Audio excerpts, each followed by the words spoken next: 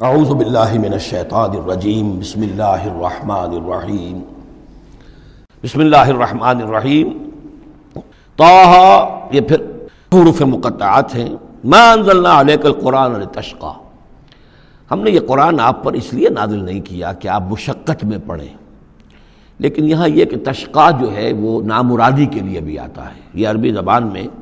یہ جو بعض حروف ہیں را با با رب، لیکن یہ کہ را با وا یا جس سے ربا بنتا ہے، ان میں بہت قرب ہے۔ اس طرح شین قاف یا اور شین قاف قاف شق، مشقت تشقیٰ، یہ بھی معنی ہے اس کے، لیکن یہ کہ زیادہ میرے نزدیک راجح معنی یہ ہے، اے نبی ہم نے یہ قرآن اس لیے نہیں نکالا کہ آپ ناکام ہوں، یہ اصل میں حضور کے لیے بڑی خوشخبری ہے، کامیابی آپ کے قدم چومے گی۔ یہ قرآن قول فصل بن کر نازل ہوا ہے، آپ ناکام نہیں ہوں گے، آپ جو ہے پوری طریقے سے اپنے اس مشن کے اندر کامیاب ہوں گے۔ عام طور پہ ترجمہ یہ کیا گیا ہے کہ آپ مشقت میں نہ پڑیں، محنت میں نہ پڑیں، آپ کا کام پہنچا دینا ہے، باقی اب لوگ نہیں مان رہے ہیں تو اس کی وجہ سے آپ اپنے آپ کو اس صدمے سے ہلاک نہ کر دیجئے کہ لعلک باخع نفسک علی آثارہم ان لم یؤمنوا بہذا الحدیث اسفا الا یکونوا مؤمنین الا تذکرۃ لمن یخشی، یہ تو صرف یاد دہانی ہے ان لوگوں کے لیے جن میں کچھ خوف خدا ہے۔ تنزیلا ممن خلق الارض والسماوات العلی، اس کی تنزیل ہے اس ہستی کی طرف سے جس نے بنایا ہے، پیدا کیا ہے زمین کو بھی اور بلند آسمانوں کو۔ الرحمن، وہ رحمان ہے، علی العرش استویٰ، کہ جو عرش پر متمکن ہے۔ لہ ما فی السماوات وما فی الارض وما بینہما، اسی کا ہے، اسی کی ملکیت ہے جو کچھ کے آسمانوں میں ہے اور جو کچھ کے زمین میں ہے اور جو ان دونوں کے مابین ہے۔ وما تحت الثریٰ، اور جو زمین کے سب سے نچلے طبقے کے نیچے ہے۔ یہ سرا جو ہے گیلی زمین، اور گیلی زمین کے نیچے جو کیا ہے زمین کے اندر، وہ بھی سب اللہ کا ہے۔ وَإِن تَجْهَرْ بِالْقَوْلِ، اور اگر تم بلند آواز سے کوئی بات کرو دعا کرتے ہوئے اللہ تعالیٰ کے ساتھ یا کچھ اور مناجات کرتے ہو، فَإِنَّهُ يَعْلَمُ السِّرَّ وَأَخْفَى، بلند کرو گے تب بھی وہ تو سنتا ہے، لیکن وہ تو جانتا ہے سر کو بھی اخفا کو بھی، ہر چھپی ہوئی بات کو اور نہایت مخفی بات کو۔ اخفا جو ہے باب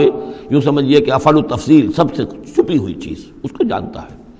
اللہ لا الہ الا ہو، وہ اللہ ہے جس کے علاوہ کوئی معبود نہیں۔ لہ الاسماء الحسنی، تمام اچھے نام اسی کے ہیں۔ اب یہاں سے شروع ہو گیا حضرت موسیٰ علیہ السلام کا قصہ۔ وہل اتاک حدیث موسیٰ، اور کیا تم تک پہنچ چکی ہے موسیٰ کی خبر، موسیٰ کے حالات۔ اذ رأى نارا، جب وہ مدین سے واپس آ رہے تھے اپنی اہلیہ کے ساتھ تو انہوں نے دیکھا کہ کچھ آگ ہے۔ اذ رأى نارا، رات، اندھیری رات تھی، سردی کا موسم تھا، تو یہ کہ شاید راستہ بھی اس وقت کچھ گم سا ہو گیا تھا، دیکھا آگ ہے۔ رأى نارا فقال لأہلہ، انہوں نے کہا اپنے گھر والوں سے، امکثوا، آپ ذرا ٹھہریے یہاں پر انتظار کریں، انی آنست نارا، مجھے آگ نظر آئی ہے، لعلی آتیکم منہا بقبس، یہ بھی ہو سکتا ہے کہ میں وہاں سے کوئی چنگاری لے آؤں تاکہ یہاں ہم آگ روشن کر لیں تو سردی میں اس کو آگ کو تاپ بھی سکیں گے، اور اجد علی النار ہدی، یا جو آگ کی جگہ پر میں پہنچوں تو وہاں سے مجھے رہنمائی بھی مل جائے کہ صحیح راستہ کون سا ہے، ہم کسی غلط راستے پر تو نہیں بھٹک آئے۔ فلما اتاہا، جب پہنچے اس آگ کے قریب، نودی یا موسیٰ، تو آواز آئی، ندا کی گئی، اے موسیٰ انی انا ربک، یہ جسے تم آگ سمجھ کر آئے ہو، اس آگ کے پردے میں تو خود میں ہوں، میں تیرا رب ہوں، انی انا ربک، میں تیرا پروردگار ہوں، فاخلع نعلیک، اپنی جوتیاں اتار دو، انک بالوادی المقدس طویٰ، اس لیے کہ اس وقت تم ایک بڑے پاک وادی میں، مقدس میں، طویٰ میں ہو، وانا اخترتک، اور میں نے تمہیں اختیار کر لیا ہے، پسند کر لیا ہے، چن لیا ہے، ایک بڑے مشن کے لیے تمہارا سلیکشن ہو گیا ہے۔ فاستمع لما یوحیٰ، تو اب ذرا توجہ سے سنو جو وحی تم پر کی جا رہی ہے۔ اننی انا اللہ لا الہ الا انا، یہ مقام اس اعتبار سے قرآن مجید میں بہت منفرد ہے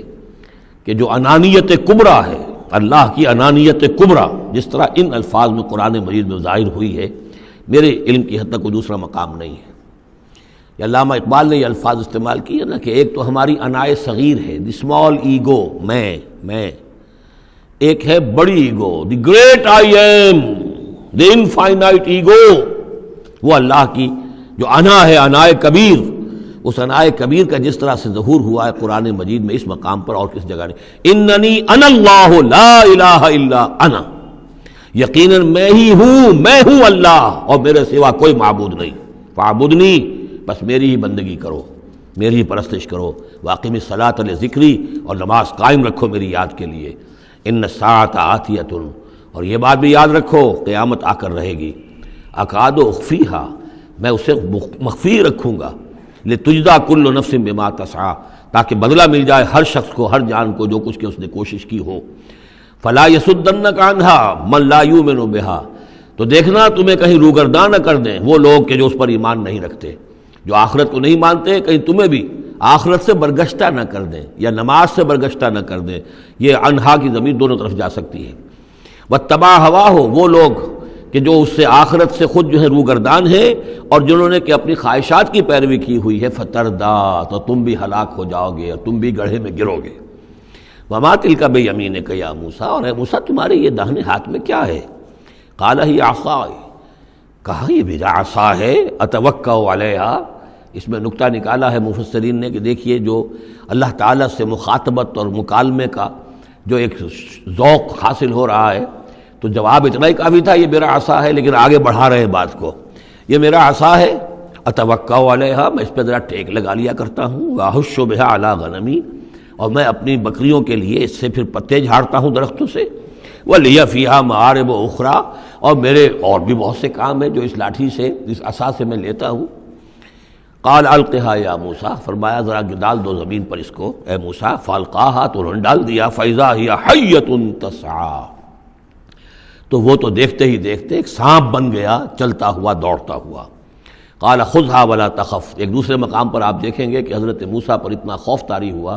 کہ پیٹھ موڑ کر بھاگے وہاں سے، وَلَّا مُدْبِرًا، وہاں سے بھاگے، لیکن یہ کہ اللہ نے فرمایا موسیٰ ڈرو نہیں، واپس آؤ اور اس کو پکڑو، یہاں وہ تفصیل نہیں ہے۔ قال خذها ولا تخف، فرمایا اس کو پکڑ لو اور ڈرو نہیں، سنعیدها سیرتها الاولی، ہم اسے لوٹا کر واپس لے جائیں گے اس کی پرانی شکل پر، پرانی سیرت پر۔ وَاضْمُمْ يَدَكَ إِلَىٰ جَنَاحِكَ، اور ذرا اپنا ہاتھ جو ہے وہ اپنی بغل کے ساتھ ملاؤ، تخرج بیضاء، پھر جب نکالو گے تو وہ نکلے گا بالکل سفید ہو کر روشن، من غیر سو، بغیر اس کے کہ اس میں کوئی بیماری پیدا ہوئی، وہ برس نہیں ہوگا، اس میں برس نہیں بلکہ یہ کہ بغیر کسی مرض کے